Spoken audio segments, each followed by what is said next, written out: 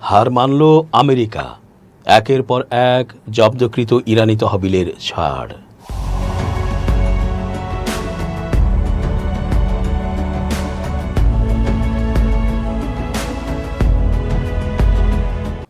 আসসালামু আলাইকুম দর্শক, কেমন আছেন? পুরো সংবাদ বিশ্লেষণ ও তথ্য পর্যালোচনায় বরাবরের মতোই আছি আমি এস জে রতন। শেষ পর্যন্ত দেখতে থাকুন আজকের পর্বটি। নিশ্চয়ই হয়তো আপনার মনের কথাটি আমরা বলতে যাচ্ছি। চেঞ্জ টিভির আন্তর্জাতিক চোখ, আপনাদেরই অনুষ্ঠান। যাক, হার তো ট্রাম্প মেনেছেনই, আর তাকে উস্কে না দেই। আমরা বুঝেছি সে কেমন জেতা জিতেছে। ট্রাম্প এখন একের পর এক ইরানের ওপর থেকে সকল নিষেধাজ্ঞা তুলে নিচ্ছেন। যদিও এগুলো দেখে নেতানিয়াহুর মাথা গরম হয়ে উঠতে থাকুক, কোনো লাভ হবে না। এক হিজবুল্লাহই সাইজ করবে তাদের, ইরানের আর লাগবে না। নানা ব্যাংক ও নানা দেশে বিভিন্ন আর্থিক প্রতিষ্ঠানে কত কাজের প্রয়োজনে নিয়োজিত থাকা ইরানের অর্থ ব্লক করে রেখেছিল ট্রাম্প। সেই অর্থগুলোর ছাড় হচ্ছে এখন। সুইজারল্যান্ডে মার্কিন যুক্তরাষ্ট্রের সাথে ইরানের উচ্চ পর্যায়ের আলোচনায় এক বড় ধরনের অগ্রগতি হয়েছে। একটি চুক্তির আওতায় যুক্তরাষ্ট্রের তরফ থেকে ইরানের জব্দকৃত $12 বিলিয়ন তহবিল ছেড়ে দেওয়ার সিদ্ধান্ত হয়েছে। আল জাজিরা জানিয়েছে, দুই দেশের মধ্যে একটি সমঝোতা স্মারক স্বাক্ষরের পর লেক লুসার্নে টানা 18 ঘন্টার ম্যারাথন বৈঠক শেষে এই চুক্তি হয়েছে। চুক্তির আওতায় মার্কিন ট্রেজারি বিভাগ 1 আগস্ট পর্যন্ত ইরানের তেল ও পেট্রোকেমিক্যাল বিক্রির ওপর থেকে সাময়িক নিষেধাজ্ঞা তুলে নেওয়ার ঘোষণাও দিয়েছে। এই নিষেধাজ্ঞা প্রত্যাহারের ফলে ইরান এখন আর কম দামে নয়, বরং আন্তর্জাতিক বাজার দরে তেল বিক্রি করতে পারবে। ফলে নিজেদের বিভিন্ন প্রকল্পের জন্য ইরান এখন অনেক বেশি অর্থ আয় করার সুযোগ পাবে। মধ্যস্থতাকারী দেশ কাতার ও পাকিস্তান জানিয়েছে, আগামী 60 দিনের মধ্যে একটি চূড়ান্ত চুক্তিতে পৌঁছানোর রোড ম্যাপ বা রূপরেখা তৈরিতেও একমত হয়েছে তেহরান ও ওয়াশিংটন। গত 17 জুন স্বাক্ষর হওয়া 14 দফার একটি সমঝোতা স্মারককে ভিত্তি করে এই দুই দেশের উত্তেজনা কমানো ও পরবর্তী আলোচনার পথ তৈরি করতেই এই অগ্রগতি। এই ঐতিহাসিক ঘটনাকে কয়েক দশকের শত্রুতার অবসান ঘটিয়ে একটি টেকসই ও দীর্ঘমেয়াদী চুক্তি করার জন্য সুবর্ণ সুযোগ হিসেবে দেখছেন ইরানের সাবেক পরমাণু আলোচক ও প্রিন্সটন বিশ্ববিদ্যালয়ের মধ্যপ্রাচ্য নিরাপত্তা বিশেষজ্ঞ সৈয়দ হোসেন মুসাভিয়ান। যৌথ বিবৃতিতে আরও জানানো হয়েছে, লেবাননে ইসরায়েলের সামরিক অভিযান বন্ধের উদ্দেশ্যে একটি বিশেষ সেল গঠন করা হয়েছে। পাশাপাশি আলোচনা এগিয়ে নিতে একটি উচ্চ পর্যায়ের কমিটি ও সরাসরি যোগাযোগের মাধ্যমও তৈরি করা হয়েছে।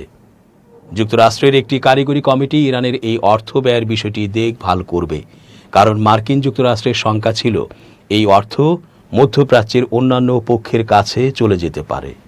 তবে ইরানের জন্য এটিকে একটি বড় প্রথম পদক্ষেপ হিসেবে দেখা হচ্ছে। ইরান যদি এই চুক্তির শর্তগুলো ঠিকঠাক পূরণ করতে পারে, তবে পরবর্তীতে তাদের আরও আটকে থাকা সম্পদ ছেড়ে দেওয়া হবে এবং বিশ্ববাজার ও ব্যাংকিং ব্যবস্থায় ইরানের প্রবেশাধিকার আরও বাড়ানো হবে।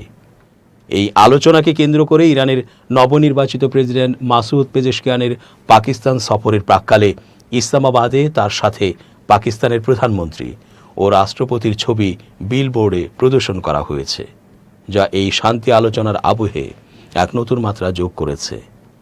ইরানের আলোচক দলের প্রধান ও পার্লামেন্ট স্পিকার মোহাম্মদ বাঘের গালিবাফ বলেছেন, মার্কিন যুক্তরাষ্ট্রের সাথে সাম্প্রতিক চুক্তি হরমুজ প্রণালীর পরিস্থিতি পুরোপুরি বদলে দিয়েছে।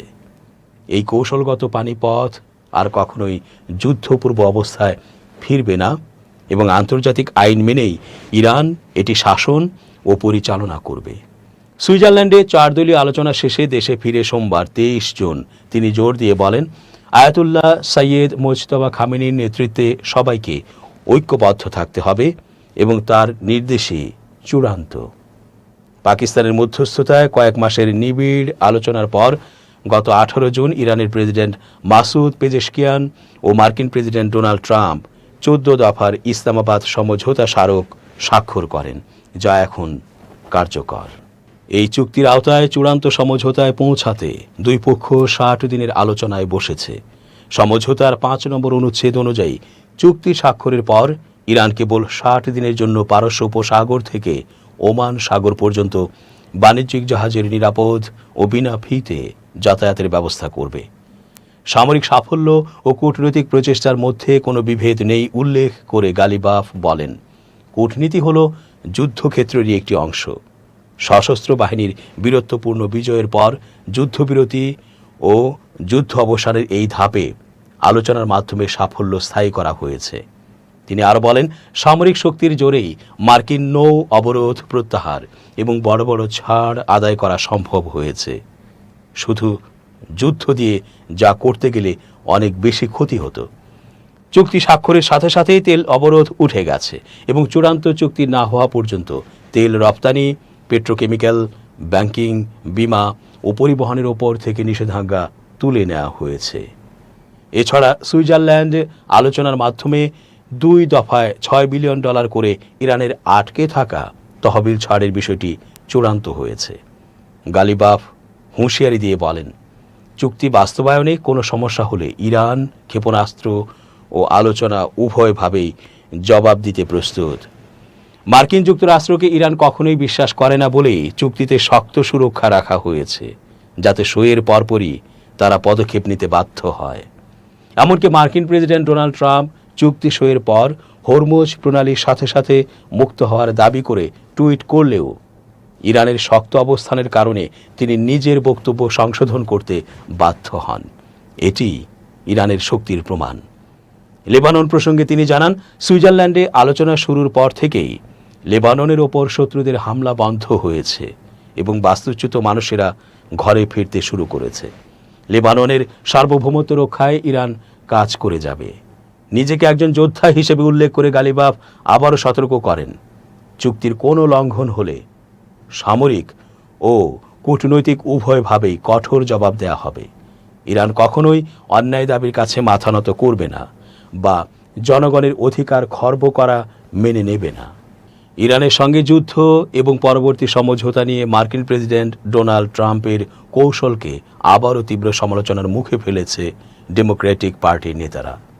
তাদের দাবি, ট্রাম্প যে যুদ্ধবিরতিকে চুক্তি হিসেবে তুলে ধরছেন তা ইতোমধ্যেই ভেঙে পড়তে শুরু করেছে।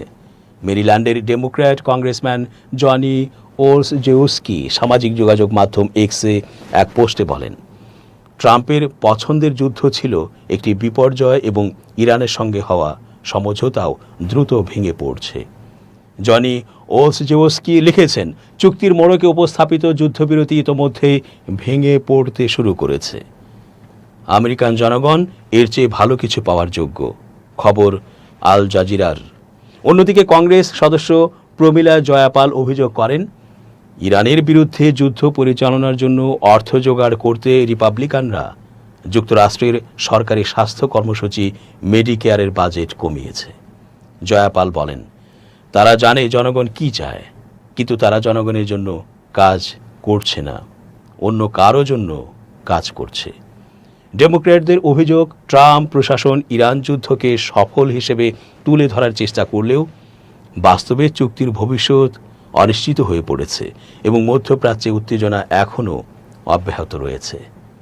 যুক্তরাষ্ট্র ও ইরানের মধ্যে ঐতিহাসিক সমঝোতা হওয়ার পরও লেবাননে হামলা অব্যাহত রেখেছে ইসরায়েল। এই পরিস্থিতিতে ইসরায়েলকে কঠোর হুঁশিয়ারি দিয়েছেন ইরানের ইসলামিক রেভলিউশনারি গার্ড কর্পসের অর্থাৎ আইআরজিসির কোলস ফোর্সের প্রধান ইসমাইল কানি।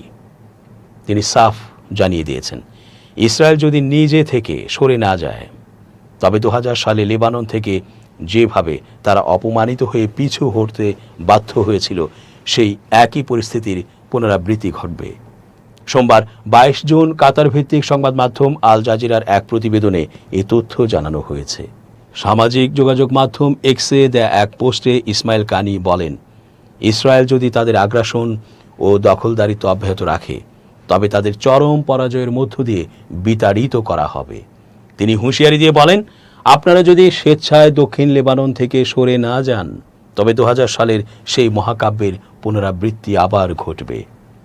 ওই বছর ইসরায়েল লেবানন থেকে চরম লাঞ্ছনা নিয়ে পালিয়েছিল। এখন সিদ্ধান্ত আপনাদের হাতে। সুইজারল্যান্ডে অনুষ্ঠিত উচ্চ পর্যায়ের এই আলোচনার গতি প্রকৃতি নিয়ে কিছুটা ধোঁয়াশা তৈরি হয়েছিল। ইরানের আধা সরকারি সংবাদ মাধ্যম তাসনিম নিউজ এজেন্সির দাবি, ট্রাম্পের হুমকির পর ইরানি প্রতিনিধি দল এক পর্যায়ে আলোচনার টেবিলে ফিরতে অস্বীকৃতি জানিয়েছিল। তবে পাকিস্তান ও কাতারের মধ্যস্থতায় পরোক্ষভাবে বার্তা আদান প্রদান অব্যাহত থাকে। অন্যদিকে আলোচনায় অংশ নেয়া এক মার্কিন কূটনীতিক দাবি করেছেন, ইরানিরা কখনোই আলোচনা ছেড়ে যায়নি এবং গভীর রাত পর্যন্ত হরমুজ প্রণালী, লেবানন পরিস্থিতি ও পরমাণু ইস্যু নিয়ে গঠনমূলক আলোচনা চলেছে। মার্কিন এক কর্মকর্তার তথ্য মতে উচ্চ পর্যায়ের এই আলোচনা সোমবার শেষ হওয়ার কথা রয়েছে। তবে কারিগরি কমিটিগুলো চুক্তির খুঁটিনাটি ও সমঝোতা স্মারক বাস্তবায়নের বিষয়গুলো চূড়ান্ত করতে আরও কিছুদিন সেখানে অবস্থান করবে। চুক্তির অন্যতম প্রধান শর্ত হল বিশ্ব জ্বালানি সরবরাহের প্রধান রুট হরমুজ প্রণালী পুনরায় খুলে দেয়া এবং লেবানন সহ সব ফ্রন্টে স্থায়ীভাবে শত্রুতা বন্ধ করা। উল্লেখ্য, দীর্ঘ 22 বছরের দখলদারিত্বের পর 2000 সালে দক্ষিণ লেবানন থেকে পিছু হটতে বাধ্য হয়েছিল ইসরায়েলি বাহিনী।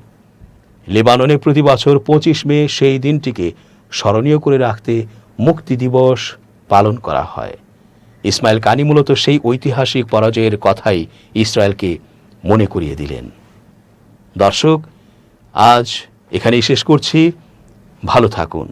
changeTV.press, এক ফোঁটা হলুদও নেই।